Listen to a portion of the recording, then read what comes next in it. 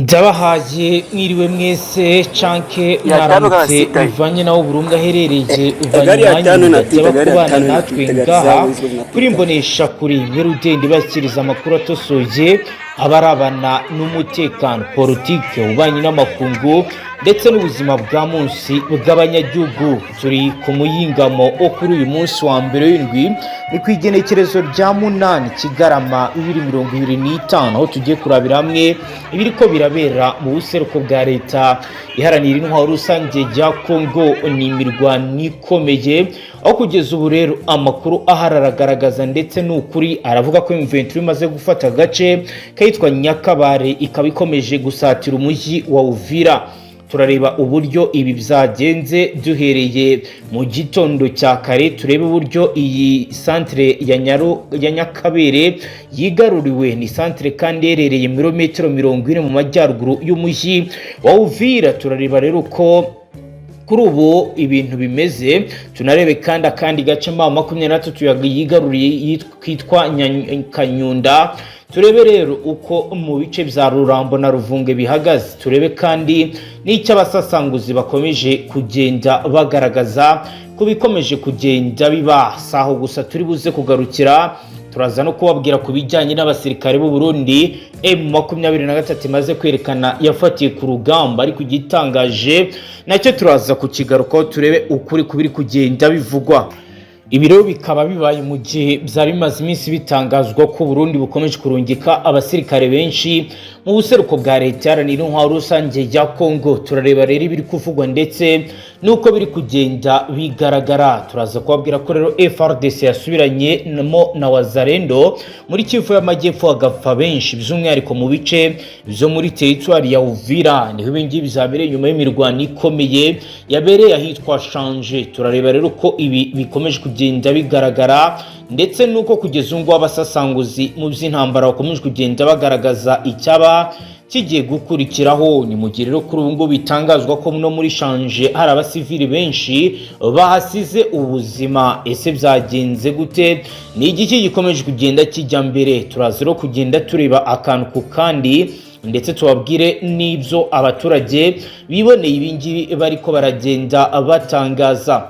Si ibyo gusa rero kandi turaza kureba n'uburyo muri Kamanyora bihagaze ndetse no muri Pla de Rusizi. Turebe bikomeje kugenda biberayo ndetse n'ibiri kugenda bivugwa. Turaza rero kubabwira mu buryo bwiramvuye iby'imirwano nabwo ikomeje kubera muri territoire ya Masisi, aho abazarendo bahanganye bikomeye na AFC yitwa Ikinyumba. Ni urugamba rukomeye kandi rukaze nk'uko abatangabuhamya bakomeje kugenda babitubwira, ndetse n'imboni zacu ziriyo zikagaragaza ibiri kubera ku muhanda Nyabyondo Pinga ndetse n'ibiri kugenda bibera mu zindi nkengero z'ibi bice, aho bitangazwa ndetse bikanemezwa ko ubuzima bwamaze guhagarara kuva mu gitondo cya kare ndetse ni wari kare. Kuri ubu ngubu naho sibanga imirwano ikomeye irakomeje, abaturage bakomeje guhambira abahunga bava mu byabo, ibyatumye igikuba gicika muri ivyo bice.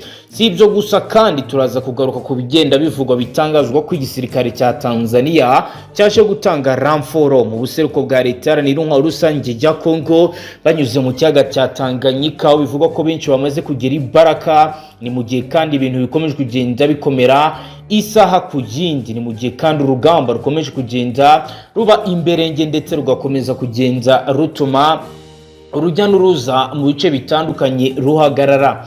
Si ibyo gusa kandi turaza kubabwira n'ibikomeje kugenda bivugwa ku ruhando mpuzamahanga. Loni yongeye gushinja u Rwanda ibirego bishya ndetse na leta ya Kongo. Turaza kureba rero ibiri kugenda bitangazwa ndetse nuko bagenda bagaragaza uko ibintu byagiye bimera. Hagati aho rero bikomeje kugenda bigaragara ndetse binaboneka ko ibijyanye n'ibyaganiro biri kugenda bivugwa mu buryo butandukanye. Kisekedi akaba rero muri yagize icyo avuga muri kongere muri bijyanye rero n'ibimaze iminsi bigaragara byose. Rero bamwe mu bakurikiranira hafi biko bakavuga ko bijyanye no kongera kwitegura imirwano mu buryo bushya, ariko abaturage hagati aho bakomeje kugenda biruka bijyanye n'imirwano ikomeje kugenda iba. Ubwoba ni bwinshi, ubuzima bwamaze guhagarara benshi bahiye ubwoba bijyanye n'ibyo bakomeje kugenda babona. Turaza rero kureba uko bihagaze ndetse n'ibiri kugenda bivugwa ukuri kwabyo.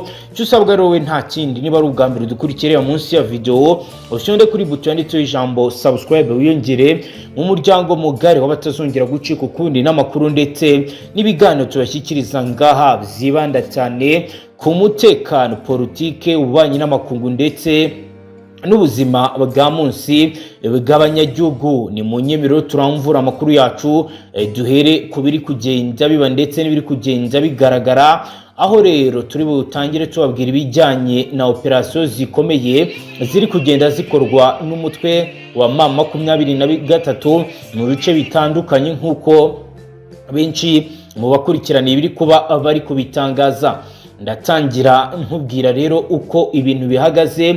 Reka rero turebe raporo operation report mu gice cyashanje kuri uyu munsi, turebe mission ndetse tunarebe uko ikintu ku kindi cyagenze, uko bamwe bakomeje kugenda babigaragaza ndetse bamwe bakomeje kugenda bavuga ko kugeza ubu umutekano wamaze guhungabana, ndetse bamwe bakavuga ko kugeza ubu hakenewe izindi mbaraga ndetse n'izindi ngamba nshya, kuko kugeza ubu muri shanje abaturage benshi bamaze gukuka umutima, kuko FARDC na Wazalendo bari kurasana bikomeye, aho imirwano ikomeye ku munsi w'ejo ku cyumweru ku itariki ya 7 z'ukwezi kwa 12 2025 hagati y'ingabo za Repubulika Iharanira Demokarasi ya Kongo ndetse n'abarwanyi b'umutwe wa Wazalendo hitanye abantu 36 mu gihe abandi 19 bakomeretse, nk'uko byemejwe n'amakuru y'abaturage bari muri ibi bice. Ibikorwa rero by'urugomo byabereye mu gace ka Shanje mu gihe abasirikare ba FARDC bari bavuye ku mirongo y'intambara bagana mu mujyi wa Uvira, ariko bakabuzwa gutambuka bigizwe muri n'intagondwa za Wazalendo zavugaga ko hari amabwiriza mashya abuza umusirikare wese kwerekeza Uvira mu gihe ariko mirongo imbere y'urugamba. Amakuru ari guturuka mu bayobozi b'inzego z'umutekano muri aka gace aravuga ko impaka zatangiye ubwo imodoka za FARDC zahagarikwaga muri Shanje. Wazalendo bavugaga ko bafite itegeko ribabuza kurekura ingabo zijya Uvira, mu gihe FARDC yamaganye ayo mabwiriza, bikaba rero ari ibyavuyemo imirwano ikomeye. Nuko rero byagenze. None reka tujye mu bijyanye n'ibice byigaruriwe turebe uko byagenze ndetse nuko raporo zibigaragaza. Amakuru dufite aravuga ko kuri uyu wa mbere ku itariki ya 8 z'ukwezi kwa 12 2025 umutwe wa FARDC wakomeje ibikorwa byayo byo kwigarura uduce muri teritwari ya Uvira wisunika mu buryo bwihuse mu majyaruguru y'iki gice. Iki gikorwa rero cyo gufata santre yitwa Nyakabere cyateguwe kandi gishyirwa mu bikorwa mu byicaro bitatu bituma ingabo za FARDC n'abafatanyabikorwa babo basubira inyuma. Ku isaha ya mu gitondo nibwo AFC yatangije igikorwa cyo gucakirana no guhungabanya ibirindiro bya FARDC biri mu nkengero zitwa Nyakabere. Nk'uko rero bigaragara baravuga ko hakoreshejwe imbunda ziremereye zo mu bwoko bwa PKM 12.7 mm babanje no kurasa mu bice bitandukanye FARDC yari irimo mu rwego rwo kugira ngo berekane imbaraga. Drone z'igisirikare cya FARDC zikora ubutasi zikaba rero zari zabanje kugenzura aho abarwanyi ba FARDC bari. Iyi faze rero yari igambiriye gufata no kumenya icyerekezo FARDC irimo ndetse no kuba bamenya uburyo bwo kuba bakora attaque mu buryo butunguranye. Nyuma yo kumenya neza inzitizi z'imbere, AFC yatangije igitero gikomeye cyari kigizwe n'amatsinda 3 groupe opérationnel yanyuze iburasirazuba bwa Nyakabere. Bikaba bagize uruhare rukomeye mu kurasa ku ntera ndende bagabanya ubushobozi bw'ingabo za leta bwo kwishyira hamwe. Groupe ya kabiri ni groupe opération directe yanyuze ku murongo Shanje Nyakabere. Aha rero niho habaye igitero gikomeye cyabaye mu gihe gito ariko gifite imbaraga. Bravo rero yinjiye mu mirongo ya FARDC ituma habaho kuvangirwa ku murongo w'ingabo zari ziri muri ibi bice. Groupe rero ya gatatu ni igice cyakoreshaga inzira y'ishyamba yahitwa mu Ducyobo kugira ngo cinjire inyuma y'umurongo wa FARDC, bityo ibirindiro vya FARDC bicikemo kabiri. Ku isi ya saa sita FARDC yatangiye kugendera ku murongo wa mbere, byinshi mu bizabo bigenda bigaragara ko bagiye berekeza mu bice byashanje. Kugeza ubu rero icyiciro cya gatatu cyari cyo kwigarura tayari byuzuye phase de controle, aho AFC yinjiye Nyakabere nta mirwano ikomeye irimo kuba, kuko FARDC yari yamaze guhungira inyuma kugira ngo itaza kuba yafatwa aho yakoze le prix stratégique. Imiterere y'urugamba yatumye AFC ifata Nyakabere mu masaha ya saa 8, nibwo rero kuri ubu bivugwa ko bamaze kuba bafite ubugenzuzi bukomeye muri ibi bice. Kugeza ubu rero biravugwa ko ikomeje kugenzura n'agace kahitwa Kanyunda, igice cy'ingenzi gihuza inzira ziva ndetse n'izigana Rugari no ku mupaka. Inzego zegereye abaturage zashyizwe kuri amabariyeri ku muhanda kugira ngo bahagarike abakekwaho gukorana n'ingabo za leta nk'uko bisanzwe bigaragara. Kuri ubu rero imirwano irimo kwibanda muri Shanje, mu gace gaherereye ku muhanda route nationale numero 5 ugana Uvira. FARDC irimo kugerageza gukora regroupement kugira ngo igabe ibitero cyo kwisubiza ibi bice. AFC nayo ikomeje gusatira ibirindiro bya Shanje igamije gukomeza gusunika yerekeza neza mu gisagara cya Uvira. Uduce twafashwe rero uyu munsi ni Nyakabere n'ayitwa Kanyunda. Ku munsi w'ejo rero bari bafashe Rurambo, Ruvunge. Kugeza ubu imirwano ikomeye kubera Shanje, imbaraga z'ibikoresho ndetse zikomeje kugenda zongerwa na buri ruhande, nk'uko rero abaduha amakuru bari kugenda babigaragaza. Byose biri gutuma abaturage benshi bava mu byabo bakerekeza iy'ubuhungiro. Urugamba rwamaze kuba rwakomera. Si ibyo gusa rero ko no muri teritwari ya Masisi mu gitondo cya kare kuri axe ya Nyabyondo cyase Masisi Kiyombo Nyabyondo axe naho hari kubera urugamba rukomeye. Ni Field Commander Desk, reka turebe uko bihagaze. Aho mu gitondo cya kare kuri uyu wa mbere ku igenekerezo rya 8 z'ukwezi kwa 12 2025 hagana ku isa saa 11 nibwo imirwano yongeye kubura mu gace ka Kinyomba gaherereye mu birometero 10 mu majyaruguru ya Nyabyondo muri teritwari ya Masisi. Aka gace ka Kinyomba kari kamaze ibyumweru bibiri kari mu maboko ya AFC nyuma y'uko izo nyeshyamba zirukanye ihuriro ry'ingabo za leta Wazalendo, ndetse kuri ubu FARDC ikaba rero ikomeje nayo ibikorwa bya reconsideration et réorganisation kugira ngo bongere barebe ko bagira ubugenzuzi. Nk'uko rero bigaragara platoni nyinshi zigera ku 10 nizo zakoze iyo operation rero, aho rero bahereye mu misozi iri hejuru ya Kinyomba. Defense elevated position, bakoresheje imbunda nini za RMG na za PKM na za RPG-7, ni mu gihe kandi bakoresheje na za drone ndetse na za mortar za 60 mm ndetse na 90 mm zari zashinzwe mu misozi ya Kinyomba. AFC yagerageje gukoresha tactique za mobile infiltration ndetse na envelope attacks. Ingabo za FARDC unité za 34 region militaire Wazalendo groupe locale bafatanyije na FARDC bakoze ibikorwa bidasanzwe bakoresheje ibikoresho bya AK Rifle, machine gun zo mu bwoko bwa Mag na za PKM za Mortier, ndetse bakaba bagaragaza ko bafite n'ibikoresho biremereye. Kugeza ubu ngubu rero biragaragara ko bakomeje kugenda basatira neza ibice bya Kinyomba, ndetse bakongera gufungura umuhanda Nyabyondo Pinga wari umaze iminsi ufunzwe. Kugeza ubu rero mission FARDC ifite nukongera kugira control kuri Kinyomba, ndetse bagakora break M23 AFC defensive line, ndetse bagakora no gufungura uyu muhanda, ndetse bakagarura cyo twakita ko ari stabilisation civile mu bice bya Nyabyondo. Kugeza ubu rero M23 yo ikomeje kugenda igaragaza ko ishaka hold on Kanyomba region ndetse na kare FARDC advance routes, ndetse bagakomeza kugenda bagira n'ubugenzuzi kuri uyu muhanda, bakaba ari bo bakomeza kugenda bawufunga, kuko rero ushobora gukoreshwa mu gihe bashaka kubagabaho ibitero.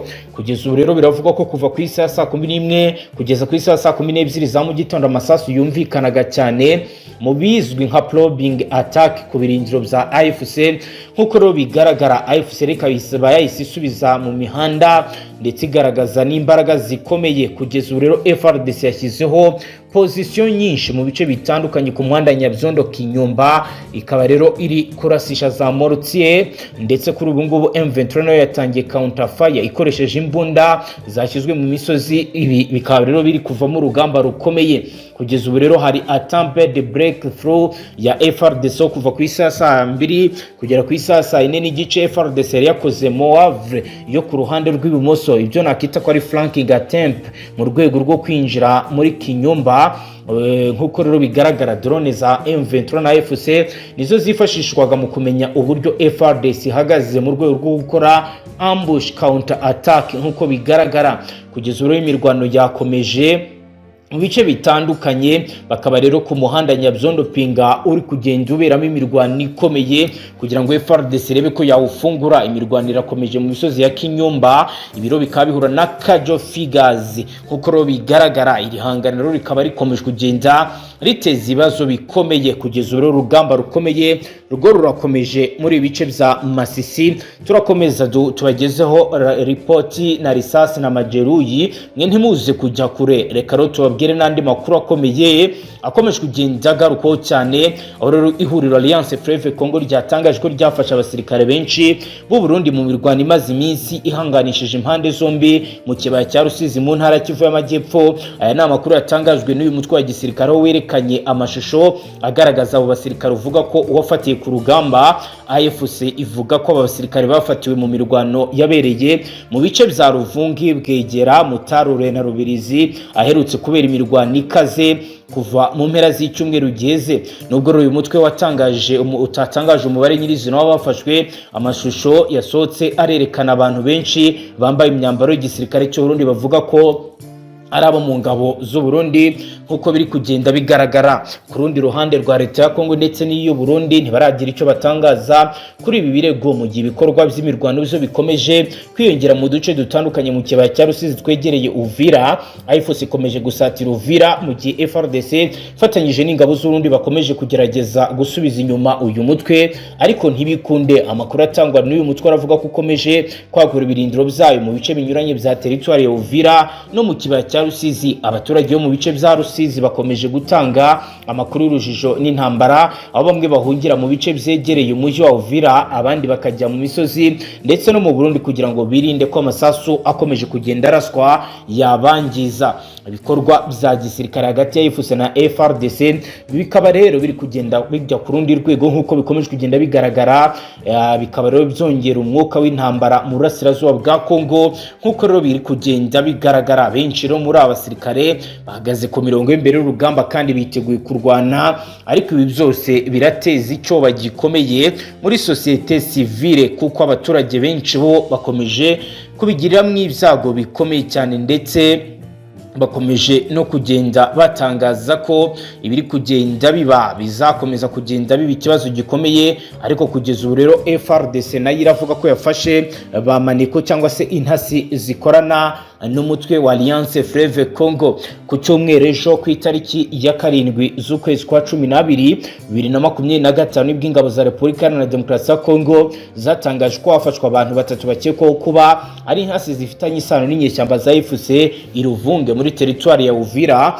mu ntara ya Kivu y'Amajyepfo. Nkuko rero bizatangajwe na Lieutenant Mbuyi Kalonjiriga, umuvugizi wa Operation Zokorade muri Kivu y'Amajyepfo, ngo aba batawe muri yombi mu gihe imirwano ikaze hagati ya FARDC n'umutwe w'inyeshyamba za AFC yari iri kubera mu misozi ya Uvira. Amakuru ari guturuka mu gisirikare aravuga ko abantu batatu batawe muri yombi bakoreraga muri aka gace kugira ngo abatange amakuru ku mitwe igira uruhare rukomeye muri imirwano. Umuvugizi yashimangiye ko iki kiri mu rwego rw'umuhate wa FARDC mu guhangana n'umwanzi muri ibi bice. Nkuko bakomeje kugenda bigaragaza bakagaragaza uburyo ki mwanzi nawe yongereye imbaraga ndetse yongereye n'ubushobozi nk'uko rero bikomeje kugenda bigaragara ndetse binavugwa. Byose rero mu bikomeje kugenda biba bikaba rero biri kuba mu gihe hari andi makuru agaragaza ibiri kugenda biba ndetse akagaragaza n'uburyo intambara ikomeye ihagaze mu bice bitandukanye by'ubuseruko bwa leta iharanira intwaro rusange ya Kongo. Kugeza ubu rero biravuga ko Kamanyora iherereye mu bice bitandukanye byayo hakomeje kugenda hagaragara umubare wa buri ruhande, yaba M23 muri deployment, yaba ndetse na Wazalendo, nuko byose rero bikaba biri kugenda bishyira ibyago bikomeye ku baturage. Uyu rero ni umujyi uherereye mu ntera y'ibirometero 50 ugana mu gisagara cya Uvira. Biravugwa ko rero kuri ubu nyuma ya Rurambo na Ruvunge urugamba rukomeye rukomeje, abaturage bo bahiye ubwoba. Imiryango itandukanye yo ikavuga ko hagomba kuba hatanga ubutabazi abaturage bakagira amahoro, kuko rero basanga ubwoba ari bwinshi. Kuri ubu rero igisirikare cy'u Burundi cyongera abasirikare mu bice bitandukanye cy'ibitoki, Buganda, ndetse bikaba biri gukorwa mu rwego rwo kugira ngo bakumire icyo ari cyo cyose kibi gishobora guturuka ku butaka bwa Repubulika Iharanira Demokarasi ya Kongo kigahungabanya igihugu cy'u Burundi. Ni nuko rero dusoje banywanyi ngaha tubashyikiriza amakuru atosoye